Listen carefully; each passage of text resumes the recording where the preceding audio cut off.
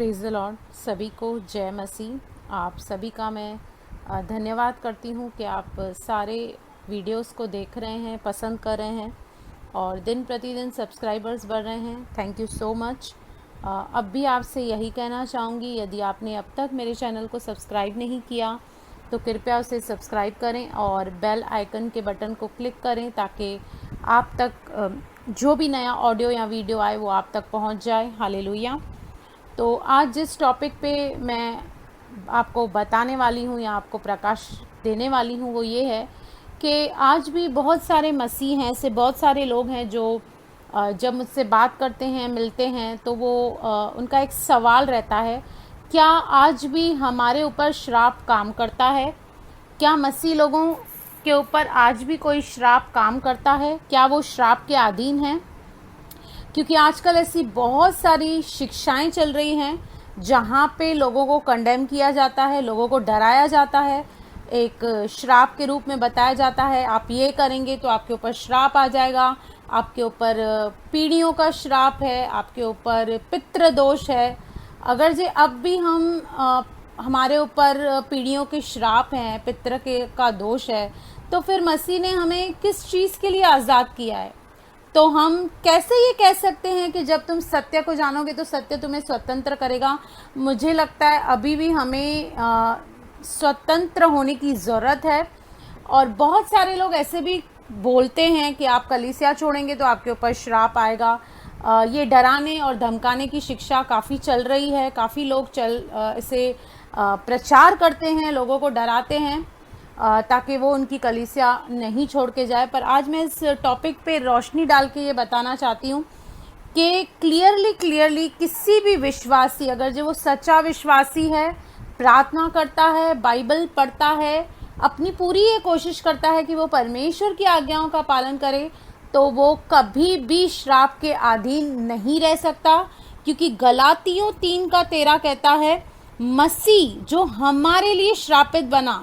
Actually हम श्रापित थे क्योंकि हम व्यवस्था का पालन नहीं कर पा रहे थे, हम परमेश्वर की आज्ञा का कोई भी पालन नहीं कर पा रहे थे, इसलिए हम श्राप के अंडर में थे, श्रापों के अधीन थे। लेकिन मसीह हमारे लिए श्रापित बना, हमें मोल लेकर व्यवस्था के श्राप से छुड़ाए। जो व्यवस्था का श्राप था, जो व्यवस्था हम पालन नहीं कर पा रहे थे और ऑटोमेटिकली हम जो श्राप के अधीन में थे, मसीह ने कोई चीज़ नहीं देकर हमें खरीदा है, कोई चीज़ देकर हमें छुड़ाया नहीं है, लेकिन अपने आप को देकर इनफैक्ट हमें हर एक श्रापों से आज़ाद किया है। आप और मैं किसी भी श्राप के अधीन नहीं हैं। मैं एक बात आपसे पूछना चाहती हूँ, एक बैंक है और उसके मल्टीपल एटीएम ब्रांच होते हैं, ठीक है? तो क्या ये फर्क पड़ता है कि आपने कहाँ से पैसे निकाले? आप जहां भी एटीएम में जाएंगे वहां से पैसा निकलेगा। बैंक का कोई ऐसा हार्ड एंड फास्ट रूल नहीं रहता कि आप इसी एटीएम में जाएंगे तो ही आपके पैसे निकलेंगे, ठीक है?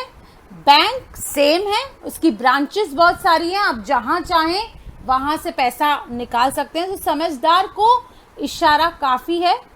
तो हम किसी भी श्राप के अधीन नहीं हैं। आप डरे नहीं, आप इन बातों से, इन गलत शिक्षा से जो आज फैल रही है उनसे बचें। आप और मैं किसी भी श्राप के अधीन नहीं हैं, क्योंकि प्रभु यीशु मसीह ने अपने आप को देकर हमें श्राप से छुड़ाया है। क्योंकि लिखा है, जो कोई काट पर लटकाया जाता है वह श्रापित है। हमारे ऊपर जो कर्सेस थे, जो जनरेशनल कर्सेस भी आप बोल सकते हैं, किसी भी किस्म का, जो गरीबी का कर्ज था, बहुत सारे कर्ज हमारे ऊपर थे, लेकिन प्रभु यीशु मसीह ने अपने आप को देखकर, अपने लहू का एक एक कतरा देखकर वो हर एक दाम चुकाया है और आज हम किसी भी कर्ज के अधीन नहीं हैं। कोई श्राप, कोई मंत्र, कोई तंत्र आपके और मेरे ऊपर काम नहीं कर सकता। तो मेरे भाइयों, मेरी बहनों, इन गलत शिक्षाओं से बचो और इस हीन भावना को अपने अंदर से, कंडेमनेशन को निकालो कि मैंने ये कर दिया तो श्रापित हो जाऊंगी, ये हो जाएगा, वो हो जाएगा, मेरे बच्चे श्रापित हो जाएंगे। हाँ, बहुत सारे हाई शॉट प्रीचर्स ये कहते हैं क्योंकि वो अपनी कलीसिया को खाली नहीं करना चाहते और वो इमोशनली ये चीज़ें कहते हैं ताकि लोग इमोशनली कनेक्ट हों। पर जिसको बाइबल का नॉलेज होगा, बाइबल का ज्ञान होगा, वो इन चीज़ों को परख सकता है और विश्वास में वो बना रह सकता है और वो परमेश्वर की महिमा करके वो आशीषित हो सकता है। God bless you. प्रभु आपको बहुत बहुत आशीष करे। आमेन, आमेन।